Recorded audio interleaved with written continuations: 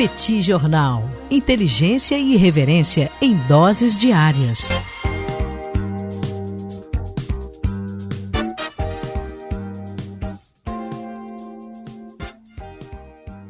Olá, gente. Bem-vindos, bem-vindas ao Petit Jornal. Esse é o bate-papo número 975. Estamos gravando numa live no YouTube do Petit Jornal. São exatamente 21 horas e 28 minutos na segunda-feira, 24 de novembro de 2025. Cá está a dupla de costume, a dupla que você conhece de cor. Tanguy, o Bagdadi, animado, contente, preparado, revigorado, resiliente, retumbante, descansado e tarifado. Sim, menos tarifado do que semana passada, mas ainda tarifado.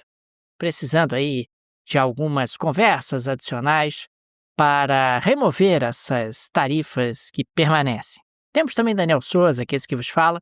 Ao longo dos próximos minutos, vamos repercutir os principais acontecimentos internacionais das últimas horas e começamos, Tanguy, com aquele prato que se come frio. Você sabe, né, Tanguy? A pessoa é maltratada, aí ela guarda no coraçãozinho dela. Vai ter volta, vai ter volta, vai ter volta. Aí no momento em que a oportunidade aparece, a volta acontece. Não é isso, professor Bagdadi? Vamos a isso? Tudo bem, Daniel Souza? Vamos lá para esse bate-papo 975. Prazerzaço estar aqui pela segunda vez no dia, né? A gente já gravou um episódio hoje de manhã, tem mais assunto. Olha, é boa. E como tem mais assunto para hoje. E Daniel Souza, deixa as boas-vindas a todo mundo que está acompanhando a gente aqui. Um super agradecimento a você que ouve a gente. Pedir, né, Daniel? Quem estiver ouvindo a gente, se puder, dá uma olhada lá se já se inscreveu no canal do Petit Jornal no YouTube, ajuda demais a gente. Se puder dar uma olhada também se está inscrito, né, ou se curtiu, assinou, né, o Petit Jornal no podcast, né, em qualquer aplicativo que seja, ajuda demais a gente. E, Daniel, a gente começa o nosso episódio de hoje falando sobre a cúpula do G20. Lembrando que ano passado essa cúpula aconteceu no Rio de Janeiro, né, Daniel Souza estava lá em loco, vendo Biden, né, vendo os presidentes chegando ali e tal. E dessa vez agora aconteceu na África do Sul, né? Então, ao longo do ano de 2025, a presidência foi sul-africana e a cúpula está acontecendo nesse momento em Joanesburgo. Com um ponto importante, Daniel, que é a ausência dos Estados Unidos. Os Estados Unidos já tinham dito que não compareceriam. A justificativa oficial dos Estados Unidos é o suposto genocídio dos brancos que está acontecendo na África do Sul. Aliás, a gente trouxe isso aqui, né, Daniel, quando o presidente sul-africano, Cyril Ramaphosa, esteve em Washington, teve um constrangimento horroroso, porque do nada o Trump mandou apagar a luz da sala onde estava acontecendo a reunião para projetar um vídeo que era uma denúncia contra a mortandade de brancos na África do Sul e tudo. O Cyril Ramaphosa, Daniel, teve muita elegância, aliás, naquele momento, né, muito sangue frio, respondeu que, olha, não é bem assim e tudo, mas de fato ficou um climão, foi uma crise política naquele momento, e, portanto, o governo de Donald Trump não se fez representar na cúpula do G20. E não apenas isso. A gente tem a cúpula do G20, as decisões do G20 elas são normalmente tomadas por unanimidade, né, ou por consenso, enfim, todo mundo aceita a decisão para que ela seja validada, e o que os Estados Unidos disseram foi: não estarei presente e, portanto, não deve haver uma declaração conjunta. Afinal de contas, se eu não estou presente, não pode ter declaração conjunta. Fica a responsabilidade a cargo de quem está presidindo a reunião, no caso, a África do Sul. Então, a África do Sul ela poderia ter simplesmente fomentado ali os debates, mas dizer, olha, gente, infelizmente não vai ter declaração final, afinal de contas temos uma ausência, não é uma ausência qualquer, é a ausência dos Estados Unidos.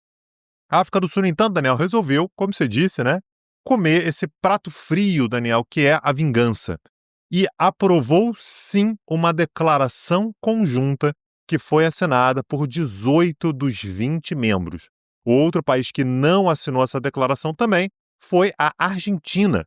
A Argentina também não assinou, mas a Argentina ela tem uma postura um pouco mais no meio do caminho, né, Daniel? Não assinou a declaração, mas tampouco foi contra, não se manifestou contra a declaração, então foi possível aprová-la e, no fim das contas, tivemos a aprovação da declaração conjunta. Uma declaração conjunta, né, que tem uma série de pontos que desagradam muito aos Estados Unidos. Fala sobre mudança climática, fala sobre transição energética, fala sobre desenvolvimento, uma série de temas que certamente os Estados Unidos ficariam contra e está tudo lá na declaração final, o que levou muita gente, Daniel, a dizer que, olha, é um sinal de que o multilateralismo está doente mas continua existindo. Os europeus ali que mantêm uma boa relação com os Estados Unidos, ou pelo menos tentam manter, foram favoráveis também à declaração final. Qual o problema, Daniel? No ano que vem, a cúpula do G20 vai acontecer nos Estados Unidos da América. A presidência ao longo do ano de 2026, ela é toda dos Estados Unidos. E aí a tendência é que naturalmente haja uma reversão de muitas coisas que foram discutidas. O Trump já afirmou que vai, no ano de 2026, restaurar a legitimidade do G20. E existe, inclusive, uma conversa, Daniel, acerca da possibilidade dos Estados Unidos não convidarem a África do Sul para os eventos do G20 que vão acontecer ao longo do próximo ano. Então, Daniel, a gente tem uma tensão aí entre a África do Sul e Estados Unidos e quis o destino que fossem presidências coladas uma na outra. Presidência sul-africana 2025, Estados Unidos no ano de 2026. Vamos ver o que é que vai dar, mas o fato é que a África do Sul ela fez a opção de enfrentar os Estados Unidos, Daniel, de peitar os Estados Unidos e acabou, portanto, tendo uma declaração final que muitos países ali, Daniel, me parece que na posição sul-africana não teriam essa coragem, mas gostaram quando a África do Sul fez. Tanto é que essa galera toda aceitou. Tem que ter declaração final, vamos fazer. Ah, mas os Estados Unidos não estão presentes. Não tem problema, a gente aprova uma declaração final assim mesmo, Daniel. Presidência que é rotativa, né, Tanguy? Todos os membros do G20 acabam ali esperando a sua vez na fila e, como você muito bem colocou, calhou aqui de nós termos África do Sul e Estados Unidos em sequência nessa fila. África do Sul, que é a terra de Elon Musk. Tanguy, avançando para a próxima pauta, o secretário de Comércio dos Estados Unidos, o Howard Lutnick, declarou nesta segunda-feira que a União Europeia precisa mudar suas regras digitais para então viabilizar um acordo a fim de reduzir as tarifas sobre aço e alumínio. O comissário europeu de comércio, o Maros Sefcovic, rebateu: a regulação tecnológica não é discriminatória e não mira as empresas americanas, e a União Europeia não aceitará interferência externa em sua regulação digital. Lutnick e o representante comercial Jameson Greer estão em Bruxelas na primeira visita desde o novo acordo comercial Estados Unidos e União Europeia, acordo esse que estabeleceu 15% de tarifa americana sobre a maioria dos bens europeus. A União Europeia eliminou tarifas sobre produtos industriais dos Estados Unidos e parte dos itens agrícolas. E nós continuamos tendo aí uma tarifa de 50% sobre aço e alumínio. A Comissão Europeia, inclusive via porta-voz, reafirmou que não haverá negociação sobre regras tecnológicas como moeda de troca. Isso aqui, Tanguy, é o melhor estilo Donald Trump, né? Quer dizer, não tenho limites para pressionar o outro lado e tentar alcançar os meus objetivos. Essas tarifas de 50% sobre aço e alumínio são tarifas setoriais. Então, na prática, essa tarifa está sendo praticada em relação a todo mundo, qualquer país que queira levar aço e alumínio para os Estados Unidos. Os europeus têm sido bastante impactados. O Brasil também, que era um exportador relevante de aço e alumínio para os Estados Unidos. Essa tarifa é aquela que o Trump não quis remover, inclusive tratou de forma separada, por considerar que o setor siderúrgico americano precisava se recuperar.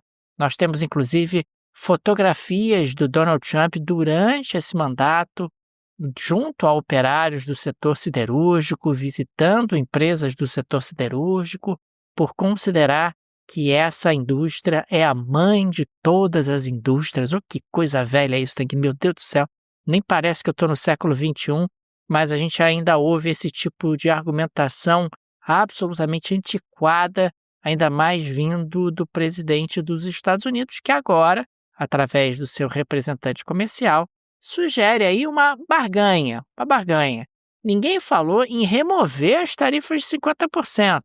Você falou na possibilidade de reduzir, quem sabe, um pouco as tarifas de 50%, caso os europeus aceitassem aí rever a sua regulação no digital que acaba sendo uma referência para muitos países do mundo, inclusive para o Brasil, regulação no digital que incomoda profundamente as empresas tecnológicas nos Estados Unidos, que gostam de argumentar com frequência que elas não têm como competir com as chinesas no longo prazo, porque as chinesas não estão sujeitas a esse tipo de regulação.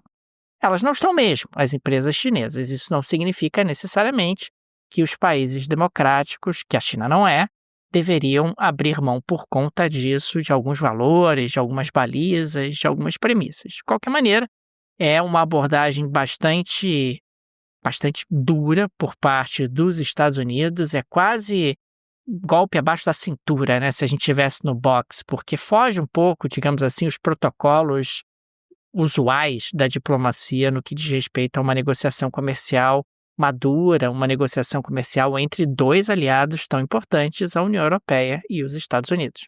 Daniel Souza, eu queria fazer um alerta aqui para os nossos ouvintes, porque o prazo está chegando, tá? O Cambly, que é a melhor plataforma que você pode ter para estudar inglês, né? Para você desenferrujar o inglês, para começar a estudar inglês. O inglês é aquela língua que é indispensável, né, Daniel? Para qualquer coisa que você queira fazer, mundo afora, o inglês é necessário. O inglês atualmente é basicamente o globalês. E o Cambly, Daniel, está com o menor preço da história, mas é só agora na Black Friday, viu, Daniel? Tá acabando já, são os últimos dias. Não deixa passar essa oportunidade. A gente está falando sobre descontos de até 60%.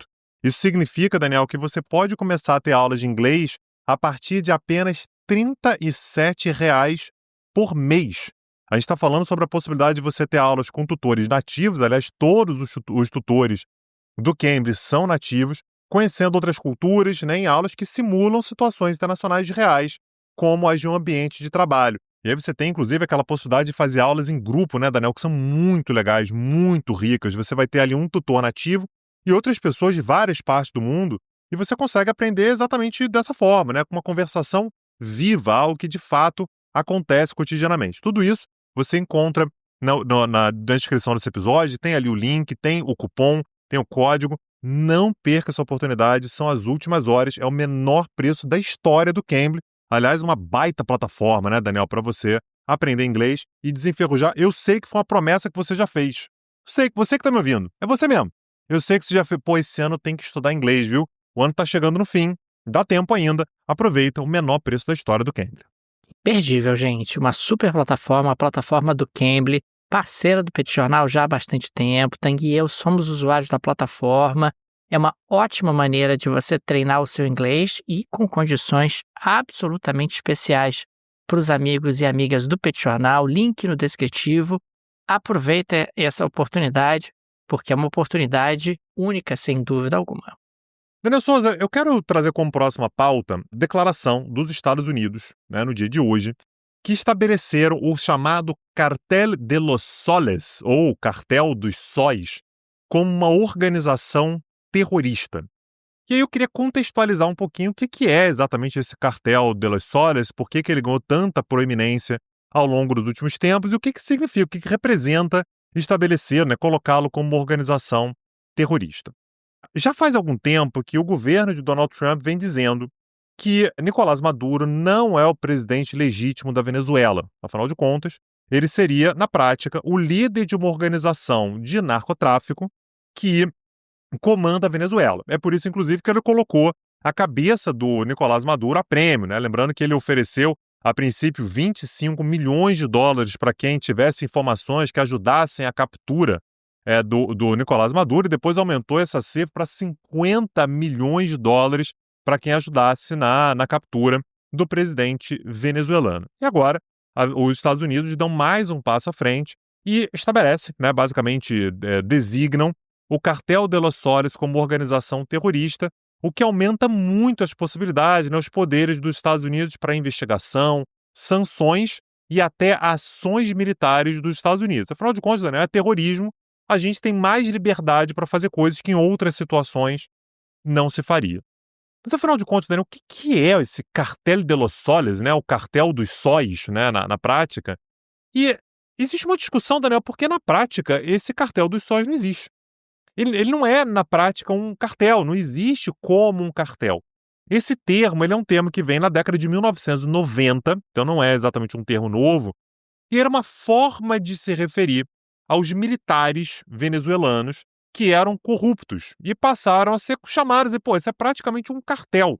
E esse nome vem do fato de que as insígnias que são utilizadas pelos militares venezuelanos, elas têm exatamente o formato de um sol, né? É um solzinho, né, que você coloca no uniforme para designar a sua patente. Então começou-se a se fazer referência quando se queria falar, principalmente, né, a partir dos Estados Unidos, você queria falar sobre esses militares corruptos na Venezuela, você fala que, olha, aí tem aquela galera ali, um cartel, hein?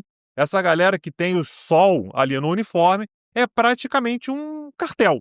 Então, o nome passou a designar qualquer funcionário venezuelano acusado de corrupção, e é uma galera que, a partir da visão dos Estados Unidos, tá? No momento em que é corrupto, começa a se valer também de narcotráfico para ganhar dinheiro, fazer vista grossa, fazer uma grana e tal. Então, você tem uma designação que é muito vaga do que é exatamente esse cartel de Los Soles. O que os Estados Unidos fazem é estabelecer que essa designação vaga, que não existe como organização formal, não tem uma coisa chamada Cartel de Los Soles, passa a ser considerada uma organização terrorista. Daniel Souza, isso é perigosíssimo porque você está nomeando algo de algo muito sério, né? Você está nomeando como se fosse uma organização de algo muito sério, que é de uma organização terrorista, que traz consequências práticas, abre possibilidades práticas muito sérias, algo que não tem uma concretude. Você está fazendo referência a algo vago, a algo amplo, a algo que na prática não existe exatamente. E aí você sempre vai ter gente nos Estados Unidos que vai falar assim, não, mas existe sim, essa galera tá lá.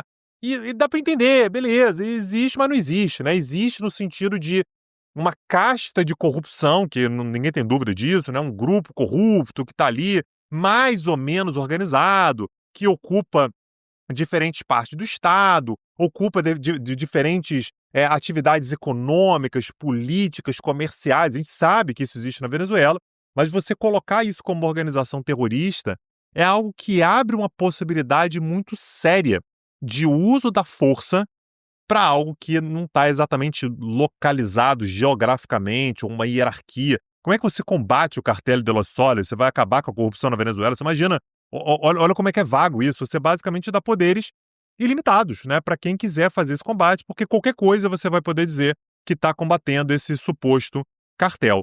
Isso traz preocupações também para a Colômbia, né? Afinal de contas, esses integrantes do cartel de Los Soles têm ligações, por exemplo, com as Farc.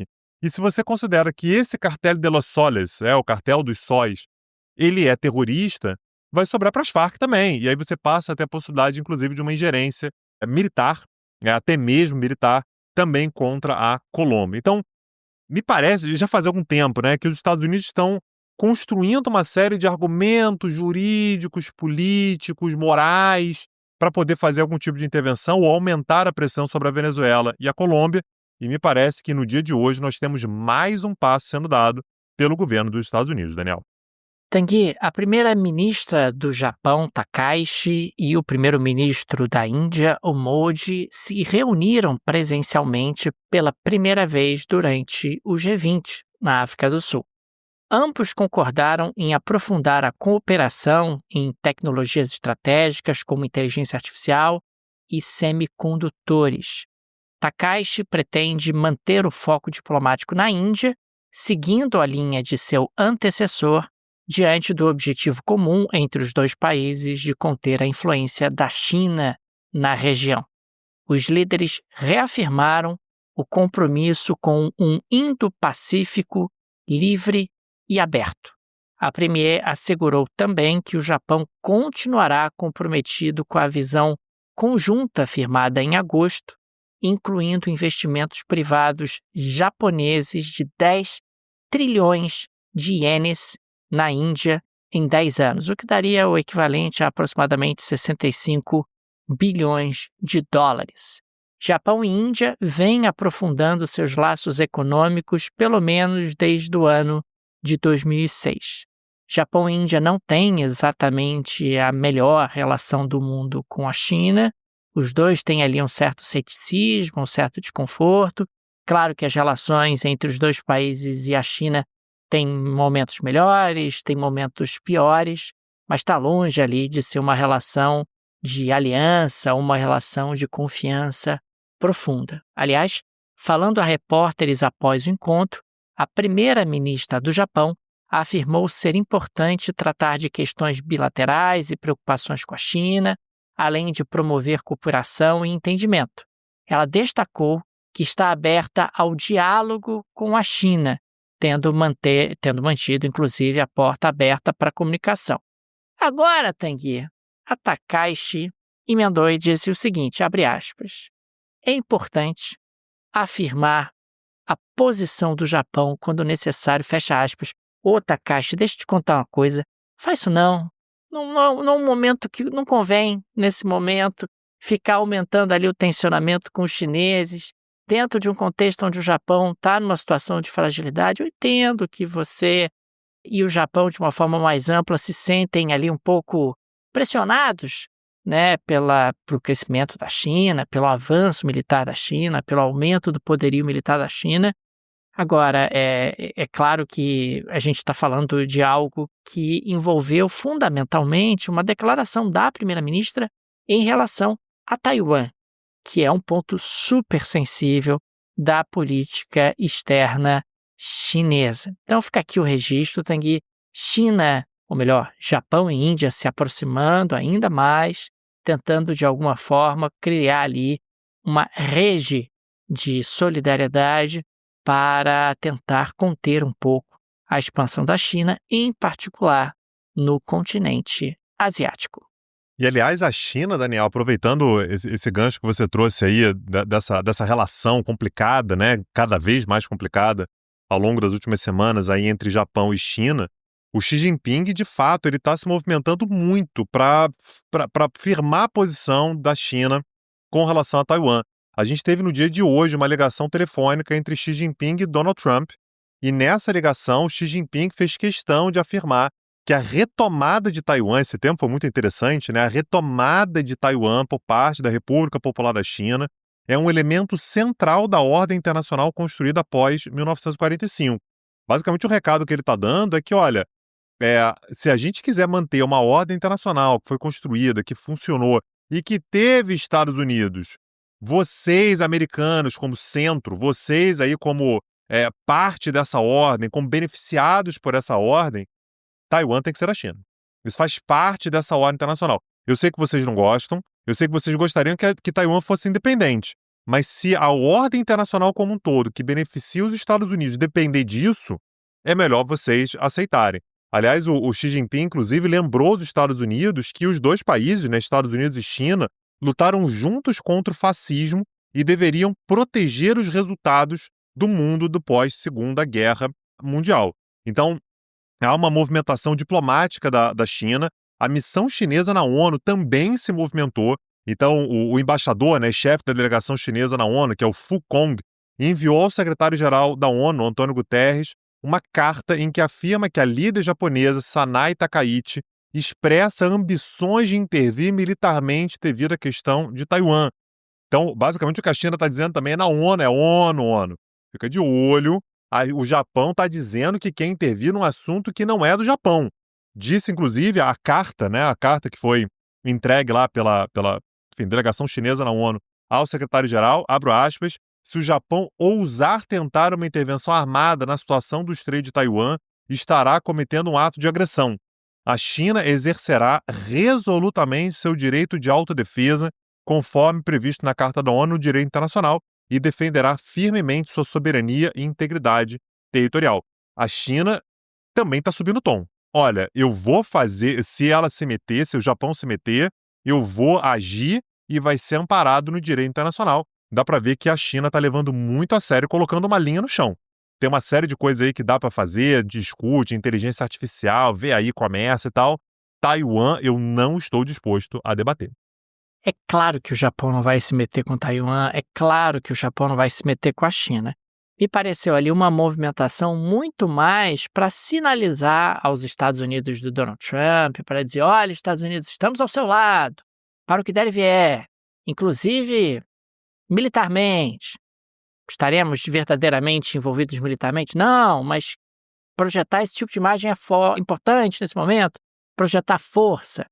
O grande problema é que o Japão toca aí num ponto absolutamente sensível em relação aos chineses, dentro de um contexto onde a relação entre os dois países é historicamente muito difícil e dentro de um contexto onde o Japão teme ali ficar um pouco emparedado justamente por essa ascensão chinesa. A China vai estar sempre ali, do lado do Japão, os Estados Unidos estão do outro lado do planeta, sabe-se lá se os Estados Unidos, inclusive, vão trazer mais equipamentos militares para o Japão, que é um desejo do Japão, né? Mais equipamentos, mais munições, inclusive, pesadas para o território japonês. De qualquer maneira, é uma movimentação que tem chamado demais a atenção. Daniel Souza, a geleira Shakira de hoje volta para casa, né? É uma Shakira colombiana, a gente tem uma geleira Shakira colombiana hoje. Tô certo? Tá certo, Tanguy. Você sabe que na geleia da Shakira de hoje vamos falar sobre Gustavo Petro. Gustavo Petro, Tanguy, ele resolveu divulgar seus extratos bancários para rebater acusações de tráfico de drogas e lavagem de dinheiro feitas por Donald Trump, que impôs sanções financeiras ao presidente colombiano e à sua família. Só que aí, Tanguy, surgiu um pequeno problema, né? Porque o presidente colombiano teve que explicar por quê. Porque apareceu lá no seu extrato bancário o pagamento de cerca de 40 euros em um strip menage club em Lisboa durante uma viagem oficial em maio de 2023. Aonde que ele gastou dinheiro, Dana? Você pode repetir, por favor? No clube de strip menage. Tá. De strip. Club. Ok. Isso estava lá nos extratos dele. Transparência, né, Daniel? Estava lá no extrato bancário dele, que ele gastou aproximadamente 40 euros. A despesa consta de um relatório da Unidade de Informação e Análise Financeira, entidade ligada ao Ministério das Finanças da Colômbia, que analisou os seus movimentos bancários entre 2023 e 2025. E aí, Tanguy, ele está tendo que se explicar ali, né? Porque está um pouco embaraçoso. Inclusive, ele foi para a sua rede social, no X, quem quiser pode ir lá ver, e disse o seguinte, aqui numa tradução livre, abre aspas. Há duas coisas que aprendi na vida. Não dormir com uma mulher de quem não nasce nada no coração e não comprar sexo quando ainda sou capaz de sedução e poesia. Meu pai amado. Há que combinar sempre a sexualidade com a cultura. A isso chama-se erotismo, fecha aspas. Socorro, Daniel Souza. É o que eu tenho para dizer. Tá lá no X do nosso amigo Gustavo Petro. Quem tiver curiosidade pode ir lá no feed dele que vai achar exatamente essa postagem que eu tô fazendo referência. O Gustavo Petro aí, desde o final da semana passada, tendo que se explicar. Porque ele chamou a intenção, ele queria mostrar que, ele não lava dinheiro, que ele não trafica drogas e tal. Vou abrir aqui os meus extratos bancários, meu sigilo bancário e tal. Mas aí começou a aparecer esse troço aqui, né, Tanguy? Um pouco complicado, um pouco embaraçoso. E eu acho que a explicação dele piorou tudo. Cara, apareceu ali, fala assim, não, a delegação foi, eu tomei um chopp. Cara, a explicação nossa, cara, tá bom, beleza. Eu fico imaginando o primeiro jantar em família. Depois, o silêncio na mesa. Uma pessoa, todo mundo jantando, só o barulho dos talheres. Ninguém toca no assunto, mas ninguém também consegue evitar o assunto, né? Como é que você aborda? Como é que você fala? Como é que foi seu dia hoje, né? Você imagina a dificuldade que é. E, aliás, Daniel, se alguém que estiver assistindo a gente aqui, ouvindo a gente, quiser saber mais sobre Colômbia, Petit Cursos. Tá lá, tivemos uma aula há pouquíssimo tempo, né? Tem umas 2 ou 3 semanas aí. Então, aula fresca lá sobre Colômbia. Aliás, um curso que a gente ofereceu há pouco tempo, que teve aula também sobre Panamá, Nicarágua e Venezuela. E a gente vai começar amanhã, terça-feira, dia 25, para os alunos do Petit Curso, um curso sobre a Rússia, falando inclusive da história de Vladimir Putin, tudo isso para quem é aluno do Petit Curso. Acessa lá, dá uma olhada no catálogo, petcursos.com.br. Fica também o nosso agradecimento aos apoiadores e apoiadoras do Petit Jornal, vocês que ajudam a manter o nosso projeto de pé. Fica o carinho, o abraço, um muito obrigado aqui da Dupla de Costume. E fica também o convite, se você gosta do nosso projeto, se ele faz diferença na sua rotina, considere nos apoiar. No descritivo desse episódio tem várias alternativas, tem a chave Pix, a chave é petitjornal.pj@gmail.com, você tem também o link para o Apoia-se e o link para o Patreon. Tenho certeza que uma dessas alternativas será confortável para você e não haverá constrangimento no seu extrato bancário. Não tem nenhum problema, vai ficar tudo bem você apoiando o Petit Jornal quando, enfim, você precisar ali abrir o seu extrato bancário. Apoiou o Petit Jornal e tal, pô, que legal e tal. Vai ganhar pontos com o eleitorado, pô, tá se preparando, o cara preparado, exatamente. Ganha pontos com o eleitorado, ganha pontos com a família, ganha pontos com os amigos, ganha pontos com o crush, ganha pontos. Então, apoie o Petit Jornal e coloque aí mais conhecimento, digamos assim, no seu extrato bancário. Perfeito. Tereza Souza, amanhã estamos de volta. Um abraço e até a próxima. Valeu. Tchau, tchau. Petit Jornal. Inteligência e irreverência em doses diárias. Acesse www.petitjornal.com.br.